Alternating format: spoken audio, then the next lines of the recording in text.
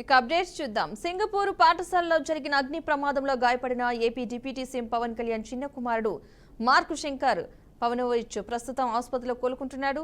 మరో 3 రోజుల పాటు మార్కు వైద్యుల పర్యవేక్షణలో ఉంటాడని తెలుస్తోంది. ప్రస్తుతం ఆసుపత్రిలో పవన్ తో పాటు ఆయన భార్య అన్నా లెజ్నోవా దగ్గరుండి కుమారుడిని చూసుకుంటున్నారు. అయితే తాజాగా మార్క్ శంకర్ కు సంబంధించి ఆసుపత్రి నుంచి లేటెస్ట్ ఫోటో ఒకటి బయటకు వచ్చింది. ఈ పిక్ లో పవన్ తనయుడు తాను క్షేమంగా ఉన్నా అని సింబాలిక్ గా చెప్పడం కనిపిస్తోంది.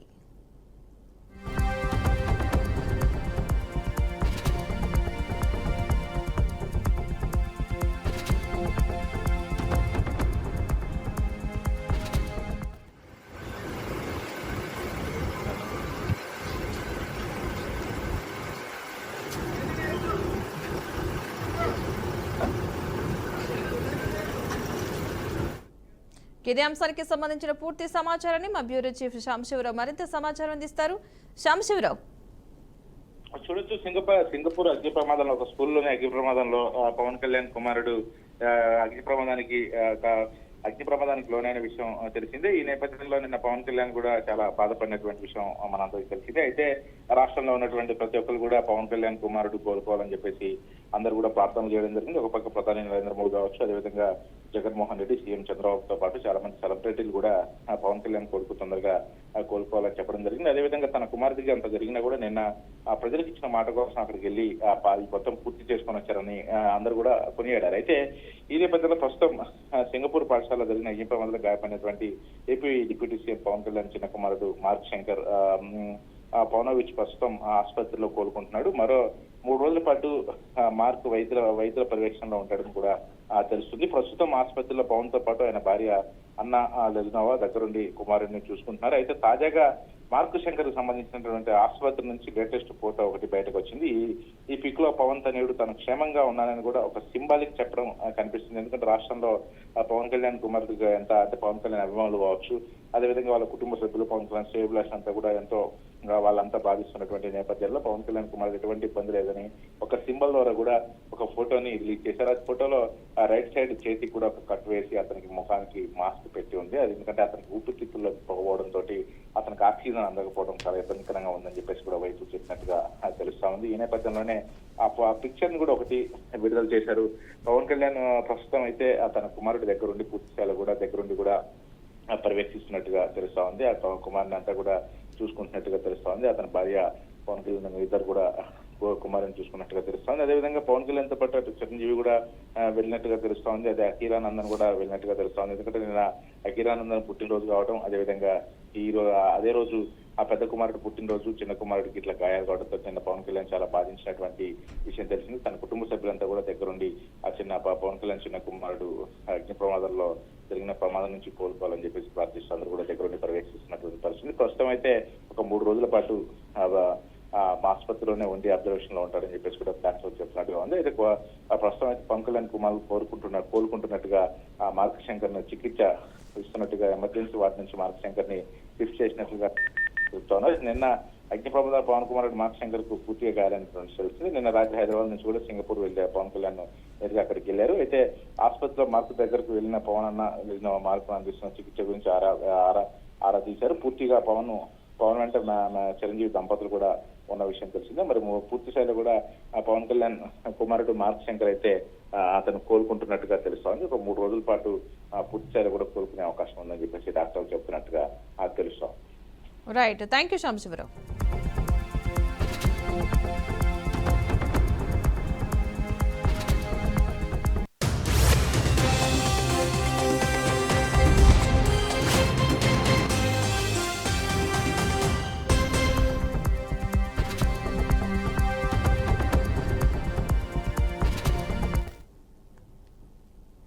వైఎస్ఆర్ కాంగ్రెస్ పార్టీ సీనియర్ నేత మాజీ మంత్రి కాకాని గోవర్ధన్ రెడ్డికి హైకోర్టు బిగ్ షాక్ ఇచ్చింది. కాకాని గోవర్ధన్ రెడ్డికి హైకోర్టులో ఎదురుదెబ్బ తగిలింది.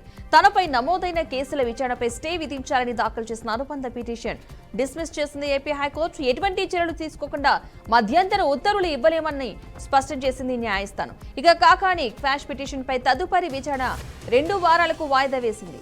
తెల్లరాయి అక్రమ రవాణా సహకరిస్తున్నారని కాకాని గోవర్ధన్ రెడ్డిపై పొదలకూరు పోలీసులు కేసు అయితే నమోదు చేశారు. తాజాగా హైకోర్టు నిర్ణయంతో కాకాని పోలీసుల విచారణకు హాజరు కావాల్సిందే, లేదంటే అరెస్టు వారెంట్ ఇష్యూ అయ్యే అవకాశం లేకపోలేదు.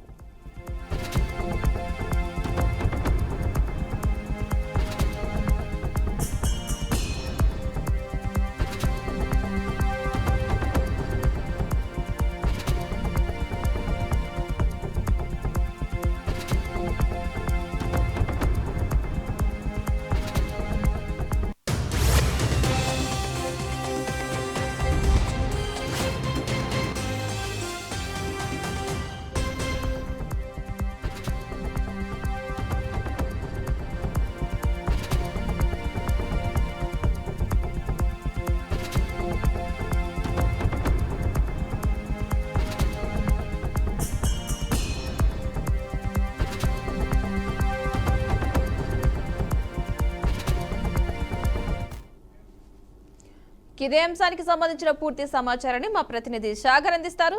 సాగర్, అప్డేట్స్ ఏంటి? పద్మ, ఇప్పటికే మాజీ మంత్రి కాకాని గోవర్ధన్ రెడ్డి హైకోర్టులో ఒక బిగ్ షాక్ తగిలిందని చెప్పొచ్చు. ఎందుకంటే నెల్లూరు జిల్లా పొదలకూరు మండలంలోని మైన్ అక్రమ కేసుకు సంబంధించి ఇప్పటికే ఆయన ఈ కేసులో ఏపూర్ నిందితుగా ఉన్నాడు. దీనికి సంబంధించి ఇప్పటికే కాకాని 2 పిటిషన్లు దాఖలు చేశాడు హైకోర్టులో. ఒకటి వచ్చి ముందస్తుగా బెయిల్ కావాలని కోరుతూ, మరొకటి క్వాష్ చేయాలని, అసలు ఆ కేసుకు సంబంధించి తనకి ఏ సంబంధం లేదు, ఆ పిటిషన్ ని క్వాష్ చేయాలని కూడా వేయడం జరిగింది. దీనికి సంబంధించి ఈ తీర్పును అయితే రిజర్వ్ ఉంచిన హైకోర్టు ఈ రోజు దీనికి సంబంధించి పూర్తిగా వాదోపవాదాలు విన్న తర్వాత కాకాని బెయిల్ పిటిషన్ అయితే కొట్టివేయడం జరిగింది. సో దీంతో ఇప్పటికే కాకాని గోవర్ధన్ రెడ్డి గత కొన్ని రోజులుగా 3 సార్లు అయితే పోలీసులు విచారణకు హాజరు కావాలంటూ నోటీసులు అయితే అందిస్తున్న పరిస్థితి. నోటీసులకు ఎక్కడా కూడా కాకాని రెస్పాండ్ కాలేదు. ఇదే సమయంలో కాకాని రెస్పాండ్ కాకపోవడంతో పోలీసులు ముమ్మరంగా వేట కొనసాగిస్తారు. ప్రత్యేకంగా ఒక 6 బృందాలుగా మారి 6 బృందాలుగా సుమారు 3 రాష్ట్రాల్లో, అంటే ఇటు 2 తెలుగు రాష్ట్రాలతో పాటు ఆంధ్ర, తెలంగాణ కావచ్చు, అలాగే కర్ణాటక, ఎందుకంటే ఈ రాష్ట్రాల్లో కాకాని గోవర్ధన్ రెడ్డికి బంధువులు ఉన్నారు, అనేక మంది ఉన్నారు, షెల్టర్ ఇస్తున్నారనే ఉద్దేశంతో ఇప్పటికే 3 రాష్ట్రాల్లో కూడా ఆయన మీద వేట కొనసాగుతుంది. ఈ పరిస్థితిలో కాకాని బెయిల్ వచ్చిన తర్వాత బయట వస్తారు అని చెప్పి ఒక ప్రచారం కొనసాగుతుంది. ఈ క్రమంలోనే ఈ రోజు ముందస్తు బెయిల్ అయితే కొట్టివేయడం జరిగింది కోర్టు. దీంతో కాకాని గోవర్ధన్ రెడ్డి అరెస్ట్ తప్పదు. ఇదే సమయంలో పోలీస్ కస్టడీ ఖచ్చితంగా పోలీసులు అయితే ఎక్కడున్నా కూడా కాకాని పట్టుకోవాలని చెప్పి తీవ్రంగా ప్రయత్నిస్తున్న వేళ ఇది కాకాని గోవర్ధన్ రెడ్డికి పెద్ద షాక్ అని చెప్పవచ్చు. మొత్తం మీద చూసుకుంటే ఈ కేసులో అనేక మంది పేర్లు కూడా చేర్చడం జరుగుతూ ఉంది. మొదట 3పై కేసులు నమోదు చేశారు. అనంతరం ఈ కేసులో 10 మంది నిందితులు చేర్చారు. మరో 3 కూడా ఇటీవలే దీని కేసులో కూడా చేర్చడం జరిగింది. మొత్తం మీద ప్రస్తుతానికైతే ఈ కేసులో 13 మంది నిందితులుగా ఉన్నారు. సో ఈ కేసు ఎంతవరకు పోతుంది, కాకాని గోవర్ధన్ రెడ్డి ఎక్కడున్నారు, అసలు కాకాని గోవర్ధన్ రెడ్డి పోలీసులు ముందుకు వస్తారా, విచారణకు హాజరవుతారా అని చెప్పి అనేక ప్రశ్నలు అయితే లేవనెత్తున్నాయి. కానీ కాకాని గోవర్ధన్ రెడ్డి ఇప్పటి వరకు ఎక్కడున్నారనే విషయం పోలీసులు కూడా గుర్తించలేకపోతున్నారు. కాకాని కూడా ధైర్యంగా పోలీసుల ముందుకు వచ్చి ఏదైనా ఉంటే విచారణకు హాజరైంటే పరిస్థితి బాగుండేది. కానీ కాకాని గోవర్ధన్ రెడ్డి ఒక మంత్రిగా పనిచేశారు, వైసీపీకి సంబంధించిన జిల్లా అధ్యక్షుడిగా ఉన్నారు. ఇన్ని ఉన్న కాకాని గోవర్ధన్ రెడ్డి ఎందుకు పారిపోవాలి? ఏదైనా ఉంటే పోలీసులు నేరుగా అటెండ్ అవ్వచ్చు. దానికి సంబంధించి నోటీసులు అందుకున్న తర్వాత విచారణ కూడా హాజరయ్యి ఒకవేళ తప్పులు జరుగుంటే తప్పులు జరిగాయి, లేదంటే తప్పులు జరగలేదని చెప్పి కూడా చెప్పవచ్చు. కానీ కాకాని గోవర్ధన్ రెడ్డి ఎప్పుడైతే ఇటు కాకాని గోవర్ధన్ రెడ్డి బెయిల్ వస్తుందన్న ఒక ఉద్దేశంతో పోలీసులు SC/ST కేసులు లేదంటే మరొక ఎక్స్పోజివ్స్ కేసులు నమోదు చేశారు. ఈ కేసులని కూడా కావాలని నమోదు చేస్తున్నారు. ఒకవేళ కాకాని దొరికితే కొంత ఇబ్బందులు పెట్టే అవకాశం ఉంది. కాకాని గోవర్ధన్ రెడ్డి ఖచ్చితంగా రిమాండ్కి పంపిస్తే ఎన్ని నేపథ్యంలో ఏదైనా ఉంటే ప్రజా కోర్టులో ఇటు కోర్టులు ఉన్నాయి, మీద ఒక పోలీసులకు హాజరయ్యి తన వివరణ చెప్పుకున్న తర్వాత అయితే బాగుండేదని చెప్పి ప్రజలు కూడా చెప్పుకున్న పరిస్థితుల్లో ఈ రోజు హైకోర్టులో కాకాని గోవర్ధన్ రెడ్డి సంబంధించిన ముందస్తు బెయిల్ క్యాన్సిల్ కావడం, ఇప్పుడు కాకాని గోవర్ధన్ రెడ్డి తప్పక పోలీసుల ముందు హాజరవలసిన పరిస్థితి. సో పోలీసులకు లొంగిపోతారా, లేకుంటే మరికొన్ని రోజులు అజ్ఞాతంలో ఉంటారా, లేదంటే సుప్రీంకోర్టుకి వెళ్ళి మళ్ళా దీనికి సంబంధించి బెయిల్ సంబంధించి మళ్ళా పిటిషన్లు దాఖలు చేసుకుంటారా, లేదంటే కాకాని గోవర్ధన్ రెడ్డి ఎప్పుడైతే ప్రజల్లోకి వచ్చి పోలీసులకి గతంలో కూడా మీడియాలోకి వచ్చి అయితే రూమర్స్ వచ్చాయి, అలాగే తన సోషల్ మీడియా దగ్గర ఒకటైతే ప్రచారం చేశారు. ఏమంటే తను తొందరలోనే ప్రజల ముందుకు వస్తాను, పోలీసులకు కూడా అందుబాటులోకి వస్తానని చెప్పారు. కానీ చెప్పిన మాట అయితే చెప్పిన మాట ప్రకారం రాలేదు. కాబట్టి ఇప్పుడు ఖచ్చితంగా వచ్చి పోలీసులు విచారణకు హాజరయ్యి అన్ని నిజాలే తర్వాత సంగతి పోలీసు విచారణలో పోలీసులు అడిగే ప్రశ్నలకు సమాధానాలు చెప్తే మంచిగా ఉంటుంది. లేదంటే ఇటు వైసీపీ కార్యకర్తలు కూడా కొంత మనోధైర్యం తగ్గే అవకాశం ఉంది. ఎందుకంటే ఒక నాయకుడే కనిపించకుండా దూరంగా తిరుగుతున్న పరిస్థితుల్లో పోలీసుల్ని కేసుల్ని ఎలా ఎదుర్కొంటారు అని చెప్పి ఇక్కడ నెల్లూరు జిల్లా సంబంధించి అనేక మంది కార్యకర్తలు కూడా భయపడుతున్న పరిస్థితి. సరే, మొత్తం మీద చూడాలి. కాకాని గోవర్ధన్ రెడ్డి పోలీసుల ముందుకు ఎప్పుడు విచారణకు హాజరవుతారు, లేని పక్షంలో పోలీసులే నేరుగా కూడా అరెస్ట్ చేస్తారా, ఈ అంశాలను కూడా తెలియాల్సి ఉంది Padma. Right, thank you Sagar.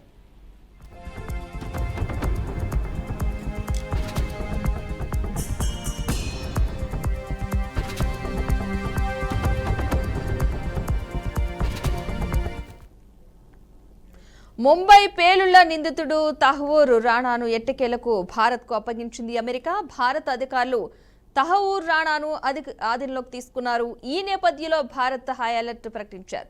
భారత్కు అప్పగించొద్దంటూ వేసిన పిటిషన్లను అమెరికా సుప్రీంకోర్టు తిరస్కరించింది. కాగా ప్రత్యేక విమానంలో తహవూర్ రాణాను భారత్కు తరలిస్తున్నట్లుగా అధికార వర్గాలు పేర్కొన్నాయి. ఇక రేపు తెల్లవారుజామున తహవూర్ రాణా భారత్కు చేరుకోనున్నాడు. దీంతో ఢిల్లీలోని తిహార్ జైల్, ముంబైలోని ఆర్థర్ రోడ్ జైల్లోని హై సెక్యూరిటీ సెల్స్ ను అప్రమత్తం చేసినట్లుగా అధికారులు ధృవీకరించారు. దీనిపై కేంద్ర హోంమంత్రి అమిత్ షా, విదేశాంగ మంత్రి జయశంకర్, అజిత్ దోవల్తో సమావేశం కానున్నారు.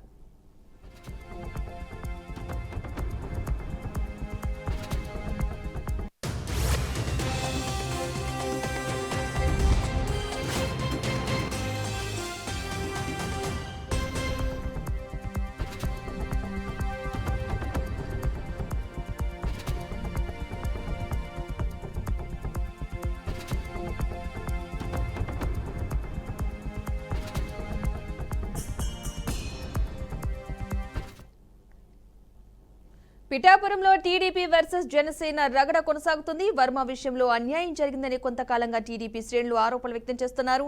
తాజాగా పిఠాపురం మాజీ ఎమ్మెల్యే, తెలుగుదేశం పార్టీ సీనియర్ నేత ఎస్పీఎస్ఎన్ వర్మ ఇప్పుడు కొత్త డిమాండ్ ఎత్తుకున్నారు. గతంలో ప్రభుత్వంలో మంత్రి నారా లోకేష్ కి కీలక బాధ్యతలు అప్పగిస్తే ఏంటి, లోకేష్ ని డిప్యూటీ సీఎం చేస్తే తప్పేంటి అని ప్రశ్నించి కాకరేపిన వర్మ ఇప్పుడు పార్టీలో లోకేష్ కి కీలక బాధ్యతలు ఇవ్వాలంటున్నారు. టీడీపీకి లోకేష్ నాయకత్వం అవసరం అన్నారు.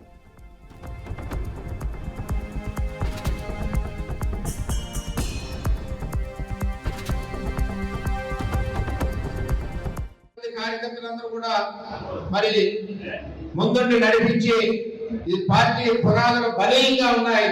ఈ పునాదులు పగలగొట్టి దమ్ము ఎవరికి లేదని మన కార్యకర్తల యువగలం పాదయాత్రలో నిరూపించడం జరిగింది. మరి అదే విధంగా ఈ పార్టీకి రాబోయే రోజుల్లో 2047 ఏదైతే రాష్ట్ర అభివృద్ధికి ప్రణాళిక సిద్ధ పార్టీ కూడా 2047 ప్రణాళిక చంద్రబాబు నాయుడు గారు నిర్ణయించి రాబోయే రోజుల్లో పార్టీ రథసారథి నారా లోకేష్ గారిని ఈ పార్టీని ఏదైతే మన గెలుపుకు కారణమైన పాదయాత్ర చేసి ఉన్నారో ఆయనకి రథసారథిగా ఈ తెలుగుదేశం పార్టీని ముందుకు నడిపించాలని చెప్పి కోరుతా ఉన్నాం. మరి మనకి పార్టీకి ప్రణాళిక ఉండాలా కావాలా, దీని ద్వారా మనం అధ్యక్షుడికి తెలియజేద్దాం. పార్టీకి భవిష్యత్తు ప్రణాళిక ఉండాలి. భవిష్యత్ తరం నాయకుడు మరి నారా లోకేష్ గారు ఉండాలి. ఏదైతే లోకేష్ గారి ప్రోగ్రామ్ డిజైన్ చేశారో కార్యకర్త అధినేత అన్నది ఇది మనందరికి కూడా ఉపయోగపడేది.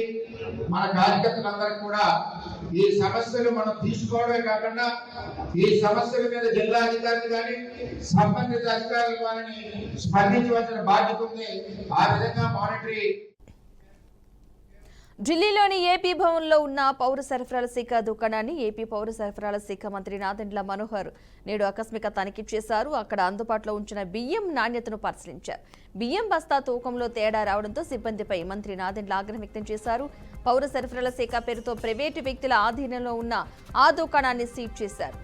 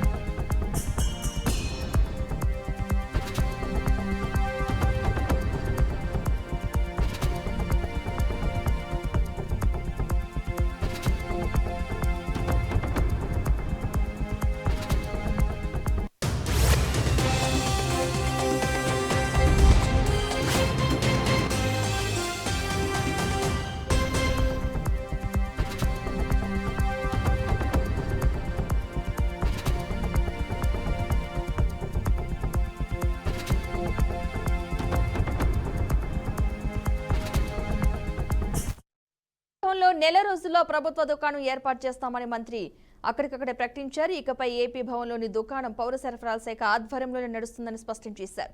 ఈ తనిఖీల్లో మంత్రి నాదెండ్లతో పాటు పౌర సరఫరాల శాఖ కార్యదర్శి Saurabh Gaur, AP Bhavan resident commissioner Lav Agarwal కూడా పాల్గొన్నారు.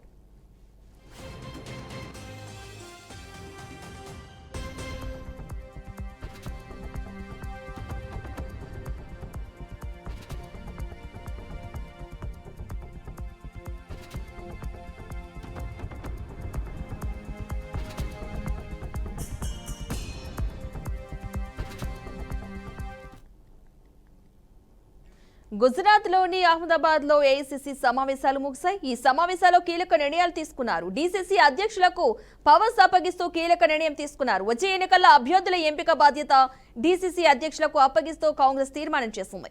ఏఐసీసీ నిర్ణయాన్ని కాంగ్రెస్ అధ్యక్షుడు మల్లికార్జున ఖర్గే ప్రకటించారు. కాంగ్రెస్ కు పూర్వ వైభవం తీసుకొచ్చేందుకు అనుసరించాల్సిన ప్రణాళికపై సమావేశంలో చర్చించారు. రాజకీయ, ఆర్థిక, సామాజిక, అంతర్జాతీయ సంస్థాగత అంశాలపై తీర్మానం చేసింది.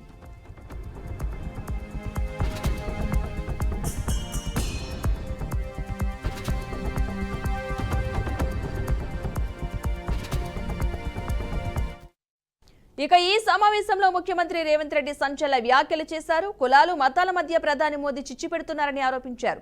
దేశాన్ని విభజించాలని మోదీ చూస్తున్నారని కీలక వ్యాఖ్యలు చేశారు. దేశమంతా కులగణన చేపట్టాలని డిమాండ్ చేశారు. తెలంగాణలో కులగణన చేసి రాహుల్ గాంధీకి ఇచ్చిన మాట నిలబెట్టుకున్నట్లుగా తెలిపారు. అధికారంలోకి వచ్చిన అనతి కాలంలోనే రైతులకు రుణమాఫీ చేసినట్లుగా చెప్పారు. మోదీ, బీజేపీ నేతలు గాడ్సే సిద్ధాంతాన్ని ప్రోత్సహిస్తున్నారని సంచలన వ్యాఖ్యలు చేశారు.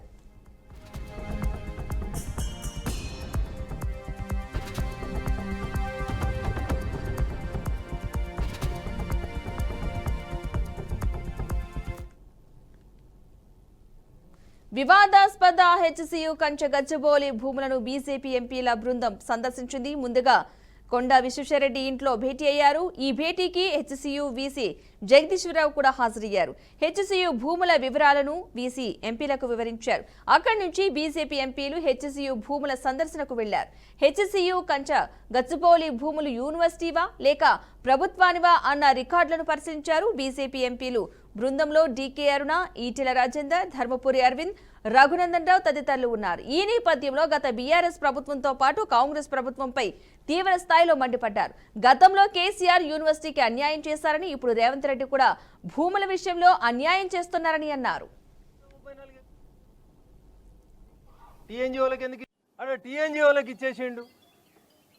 నిజంగా మీకు యూనివర్సిటీ మీద, విద్యార్థుల మీద ప్రేమ ఉంటే చంద్రశేఖరరావు గారు 134 ఎకరాలు ఆ రోజే యూనివర్సిటీకి ఇవ్వాల్సింది. టీఎన్జిఓలకు ఎందుకు ఇచ్చిర్రు? వీడికి వచ్చి టీఎన్జిఓలకు ఇచ్చే ఆడికి ఉస్మానియా యూనివర్సిటీకో ఈడ డబుల్ బెడ్రూమ్ కడదాం, ఈ జాగా మంచిగా ఉందని చెప్పి. ఇవన్నీ ఇట్లా ఉంటా ఉంటే, వాస్తవాలు ఒక రకంగా ఉంటే, దొంగనే ఉల్టా దొంగ దొంగ అని అరిచినట్టు 10 ఏళ్ళ అధికారం నుండి సీసీఎల్ఏ ఉత్తరాన్ని మార్పించక, సెంట్రల్ యూనివర్సిటీ పేరు మీదకి భూములు మార్చక టీఆర్ఎస్ తప్పు చేసింది. 134 ఎకరాలు యూనివర్సిటీకి ఇవ్వాల్సిన భూముల్ని టీఎన్జిఓలకు ఇచ్చింది అప్పుడున్నటువంటి టీఆర్ఎస్ ప్రభుత్వమే. రోడ్ వేసిర్రు.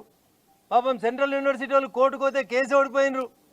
ఇంత జరిగితే మళ్ళీ వాళ్ళు సుప్రీంకోర్టుకు రోడ్ కోసం కొట్లాడుతున్నారు. ఇవన్నీ వాస్తవాలు అయితే ఏమి తెలియనట్టు లేదా తెలిసి కావాలనో ఎదురుగున్న వాళ్ళ మీద బురద జల్లే కార్యక్రమాన్ని మేము తీవ్రంగా ఖండిస్తూ ఉన్నాం. సెంట్రల్ యూనివర్సిటీకి ఇచ్చిన 2324 ఎకరాల భూముల్ని అయ్యా రేవంత్ రెడ్డి గారు, నీ నోటెక్కేలు వచ్చే మాట సత్యమే అయితే, నీ పాలన ఇందిరమ్మ రాజ్యమే అయితే, నువ్వు ఏ ఇందిరమ్మ పేరు చెప్పుకొని అయితే బతుకుతున్నావో ఆ ఇందిరమ్మ నాటి కాంగ్రెస్ ప్రభుత్వం ఇచ్చిన 2324 ఎకరాలకి ఫెన్సింగ్ ఎత్తవా, గోడ కడతావా కట్టి ఆ విద్యార్థుల్ని కాపాడు. ఉత్తుతగా పైకి కేసులు ఎత్తేసినామని నటించేటువంటి కార్యక్రమాలు మానుకోండి. మీ రాహుల్ గాంధీ గారిని పిలిచి 2324 ఎకరాలకి ఫెన్సింగ్ వేసి విద్యార్థులకు అండగా నిల్చుంటారా, తప్పుడు విధానాలను అవలంబిస్తారా తేల్చుకోవాల్సిన బాధ్యత రాష్ట్ర ప్రభుత్వం. 2 రోజులంటే పెద్ద దూరం లేదు. ఈ ఉన్నోళ్ళం వారిపోము. ఈ రాష్ట్రంలో ఉన్న ఏ ఎంపీ కూడా వారిపోడు. దేశం విడిచిపెట్టి ఎవరు వారిపోరు. బీజేపీ ఎంపీలు అయితే వారిపోరు, పక్క గ్యారంటీ ఇస్తాను నేను మా అందరు ఎంపీల తరఫున. 2 రోజులు ఆగుదాం. Let him come before the media. ఆయన నోట్లోంచి ఆ చిలుక పలుకులు రానియండి. వచ్చిన తర్వాత వారు ఎవరి పేరు తీసుకుంటే ఆ ఎంపీ గారికి సపోర్ట్గా మొత్తం మా పార్టీ అందులో ఉన్న నిజాలు తీసుకొని ఖచ్చితంగా మేము ముందుకు వస్తాం. ఈయన రాజకీయాలు ఉన్నాడో లేడో ఆయనకు తెలియదు. ముందుగా పోయి వాళ్ళ నాయన్ని అడుగుమాను. ఒకవేళ అప్పుడు టీడీపీ ప్రభుత్వం ఏమైనా చేస్తే ఆ టీడీపీ ప్రభుత్వంలో వాళ్ళ నాయన కూడా ఉండే. అందుకని మొత్తం కాయిదాలు తీసుకొని వచ్చి మంచిగా కూర్చుందాం.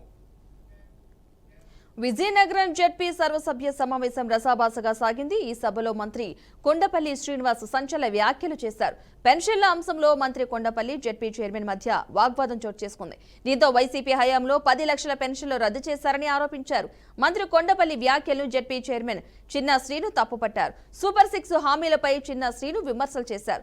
జెడ్పీ చైర్మన్ వ్యాఖ్యలపై జనసేన మహిళా నేత పాలవలస ఎస్పీ ఫైర్ అయ్యారు.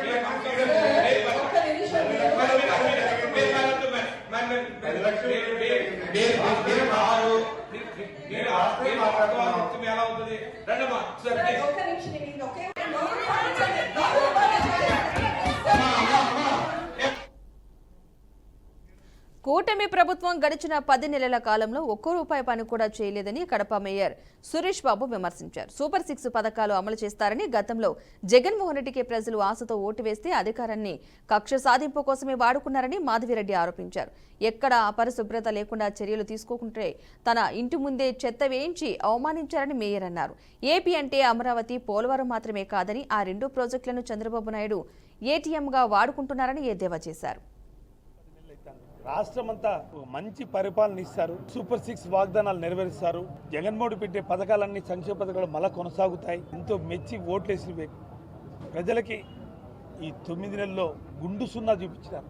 కేవలం 9 నెలల్లో వైఎస్ఆర్ కాంగ్రెస్ పార్టీని ఎలా అరచకాలు చేయాలి, వాళ్ళ మీద ఎలా కేసులు బనాయించాలి, వాళ్ళు ఎలా జైలుకు పంపించాలనే ఆలోచనలో అదే పని మీద ఉన్నారు తప్ప పరిపాలన చేస్తామని ఆలోచన ఏ కొసాన లేదు.